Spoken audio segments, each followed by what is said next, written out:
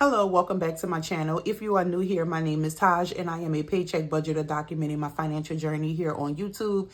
If you are returning, welcome back, beautiful budgeter. In today's video, I am going to give you a flip through of the Beautiful Budget journal that I use to document my financial journey. I did have I did a facelift, kind of, sort of, on the journal. So the journal previously looked like, looked like this, and I've been having it for 2 years, and I decided that I wanted to go ahead and do a facelift. If you would like to see a flip through of this budget journal, then keep on watching.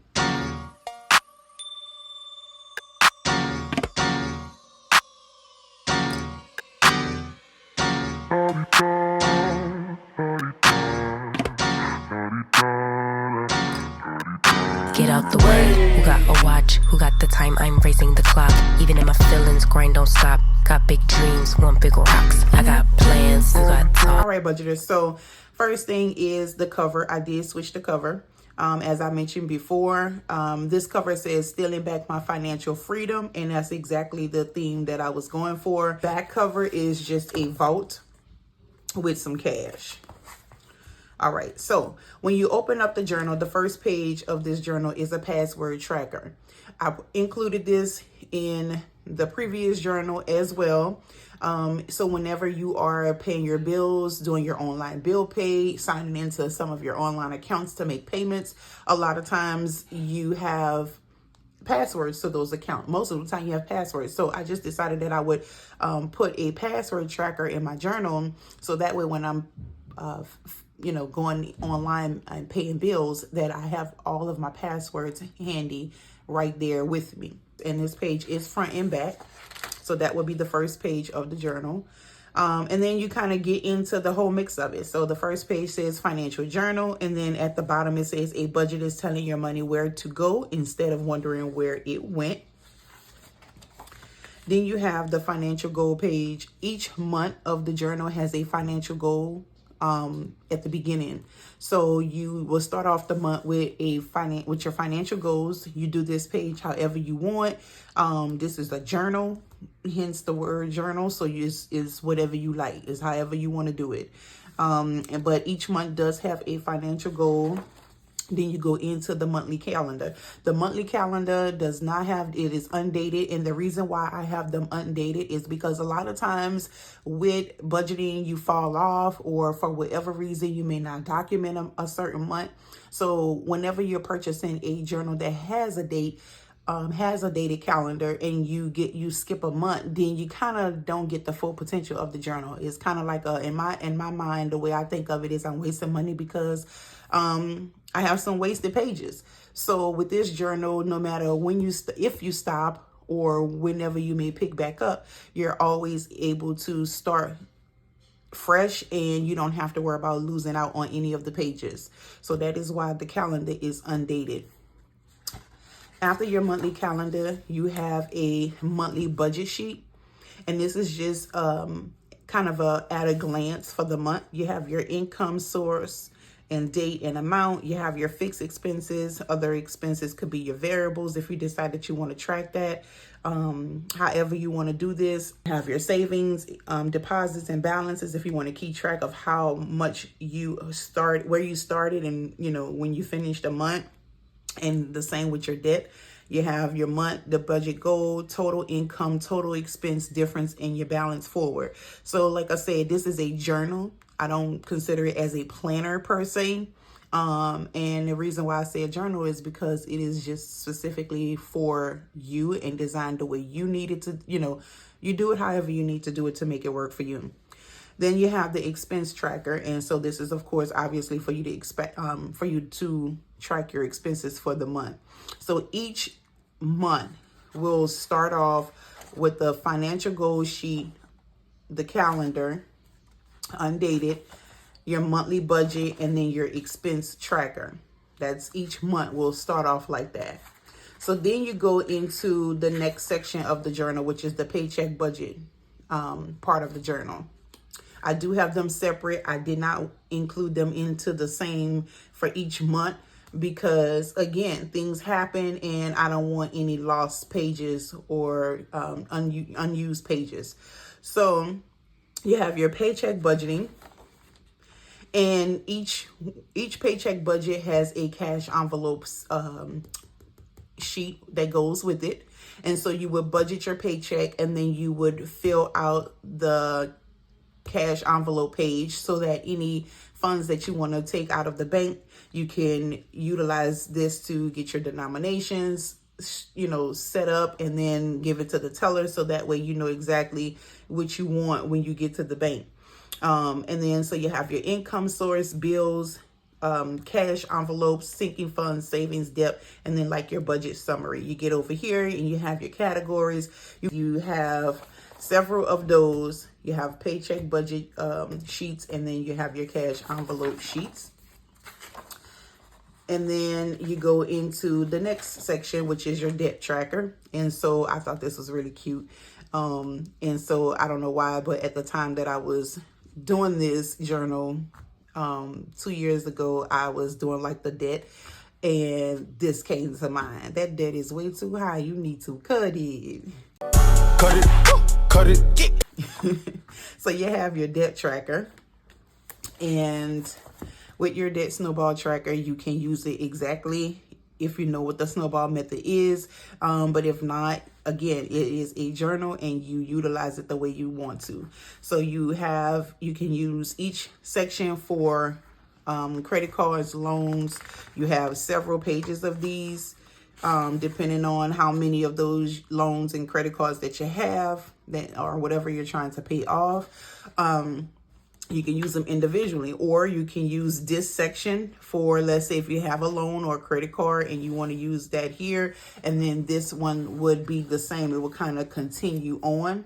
But, if you got more loans and credit cards and you want to just use each section for, each credit card, baby, listen, we ain't judging. However many loans and credit cards you got, baby, whatever you got to do to get it, go ahead and make it do what it do. Baby, I am not judging. So that is that section. And then you have your savings challenges. If you follow me on Instagram or on TikTok, then you have seen me do my savings challenges. And those challenges that you see me do are located in this journal. I think it's like 7 of them, but yeah, that's where they are. So you have your savings challenges. The first challenge is the 2023 challenge, obviously 2023. And so every time you highlight or color in a 20 or 23, that's how much you would put into the savings envelope. At the end of this challenge, you'll be left with $688. If you decide to do the bonus, which is the shading in the title, then you would end up with $731. The next challenge is the 52-week challenge. You have 52 weeks, week 1, week 2, week 3, week 4, all the way to 52. This challenge is backwards. So it will start off with the most amount, which is 52, and it goes down to 51, 50, 49, 48, 47, and so forth. The reason why I did that is to make the challenge a little bit easier, so that way you're starting out with the larger amounts, but as the challenge go, excuse the noise in the background, my husband's in the kitchen, but as the amounts, as the weeks go by, it gets easier because the amounts decrease versus increase. So that is that. And at the end of this challenge, I think it's 13. I didn't write it down because when I initially started doing this one, like let's say for instance, 49. Instead of just putting 49, I would just round it up to 50. Instead of putting 43, I would just say 45, like that. And so I think it's supposed to be like 1340 or 1360 when you finish. But if you round up the way I do, then you end up with more than that. Oh, I'm Taj, 1378. Oh Lord. So at the end of the challenge, you'll be with 1378. But if you round up the way I do, then you'll end up with more. Child, listen, that's this right here. So don't mind me, child. All right. On to the next. The next one is the Search the Bag challenge. Obviously, it is a word search. So each time you would find one of the words in the word search puzzle, you would include that amount into your savings envelope. At the end of this challenge, you will have $910. The next one is Life is a Beach Challenge, and it is geared toward vacation time. So now would actually be a perfect time to start this savings challenge for next summer. If you have kids, or if you know, big on summer vacations, or if you have a vacation coming up in the upcoming months, now would be a time to start. It's never too late or too soon to start a savings challenge for a vacation or a little small getaway. So the Life's a Beach Challenge is definitely appropriate for any time. With this challenge, you would color in the pictures, and of course you would deposit the amount associated with the picture into your savings challenge envelope. At the end of this challenge, you will have $600. The next one is emergency fund. Pretty simple. Each of the little cute emergency trucks are worth $25. So at the end of this challenge, you would have saved $1,000 towards your emergency fund. The next one is Rag City Chick, Rag City Chick, Rag City Chick, Rag City Chick. So this is the Rag City Challenge. Oh God, I cannot drink this while I am doing a video. All right. So the Rec City Challenge is 10, 10, 10, 20s on your... Okay. So each time you color in a jar, you will put the amount associated with that jar into your savings envelope. You have 10s, 20s, and 50s. 10s, 10s, 10s, 20s, and... Okay. I can't stop. You would deposit that amount in your jar. So you have 10s, 20s, and 50s. You have 2 rows of 10s, 2 rows of 20s, and 2 rows of 50s. At the end of this challenge, you would have saved $1,120. And then the last challenge is Fundopoly. So the Fundopoly challenge is, of course, comes from the theme of Monopoly. And you can do this however you like as well. Sometimes I roll a dice.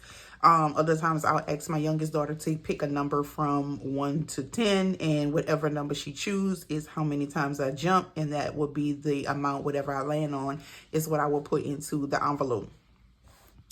You can do however you want. If you want to just start at go and just keep doing each one, you can do that. You can do the dice. You can pick a number from one, have somebody pick a number from 1 to 10. You can do that however you want.